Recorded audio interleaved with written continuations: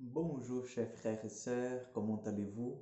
Soyez le bienvenu à cette prière du matin et je vous invite déjà à faire à confier au Seigneur, à faire cette prière à la Vierge Marie, à Saint Joseph pour qu'il puisse nous aider aujourd'hui à vivre sous la grâce et la protection du Seigneur. Au nom du Père, du Fils et du Saint-Esprit. Amen. Je vous salue Marie, pleine de grâce, le Seigneur est avec vous.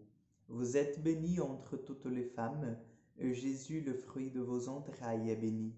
Sainte Marie, Mère de Dieu, priez pour nous pauvres pécheurs, maintenant et à l'heure de notre mort. Amen.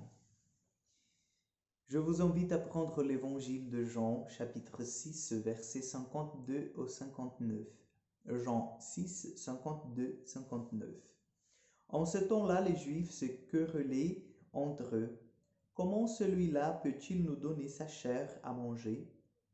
Jésus leur dit alors, Amen, Amen, je vous le dis, si vous ne mangez pas la chair du Fils de l'homme, si vous ne buvez pas son sang, vous n'avez pas la vie en vous. Celui qui mange ma chair et boit mon sang a la vie éternelle, et moi je le ressusciterai au dernier jour. En effet, ma chair est la vraie nourriture, et mon sang la vraie boisson. Celui qui mange ma chair et boit mon sang demeure en moi, et moi je demeure en lui. De même que le Père qui est vivant m'a envoyé, et que moi je vis par le Père, de même celui qui me mange, lui aussi vivra par moi.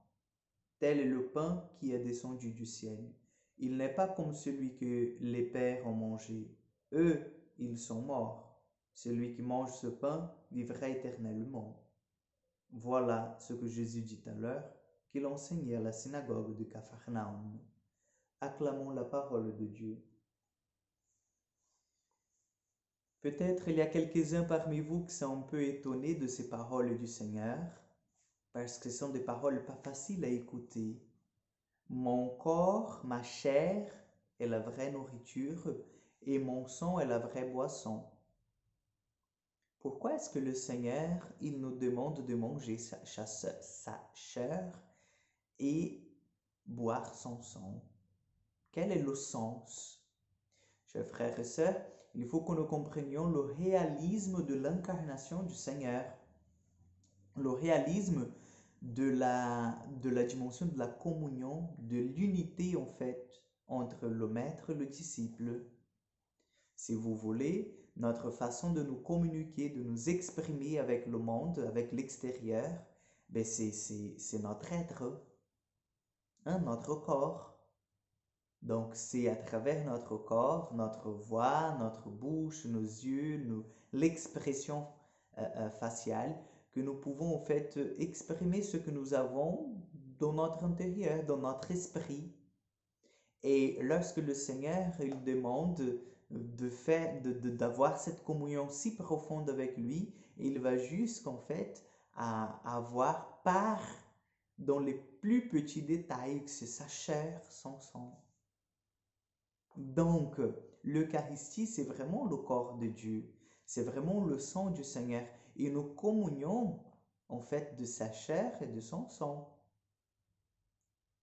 C'est Jésus lui-même qui se donne à chacun de nous. C'est Jésus lui-même qui nous nourrit. Qui nous nourrit. Mais bien sûr, c'est pas la chair comme nous voyons, comme nous avons la conception, la chair en soi, comme nous. Ce n'est pas un morceau du doigt de Jésus que vous mangez lorsque vous mangez l'Eucharistie. C'est sa chair transformée, transfigurée, glorifiée. C'est le corps du Seigneur déjà dans une corporéité différente. Mais ça n'exclut pas de dire que c'est la chair du Seigneur, le sang du Seigneur que nous nourrit. Oui, nous nous alimentons en fait du Seigneur lui-même. Du Seigneur lui-même. Donc nous ne pouvons pas, chers frères et sœurs, autant que chrétiens, dire de façon différente, nous sommes oui unis au Seigneur, jusqu'à sa chair, jusqu'à son sang. Et nous pouvons dire avec toute sincérité, franchise, et sans avoir peur de commettre d'erreurs, de dire que nous avons en nous le corps du Seigneur lorsque nous communions. Donc c'est ce que nous apprend notre foi.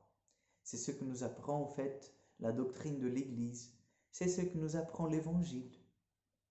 Donc demandons que le corps du Seigneur puisse produire de fruits en nous, puisse nous donner l'intelligence du mystère de la foi, puisse nous aider à avancer dans cet amour que nous avons chacun de nous pour lui.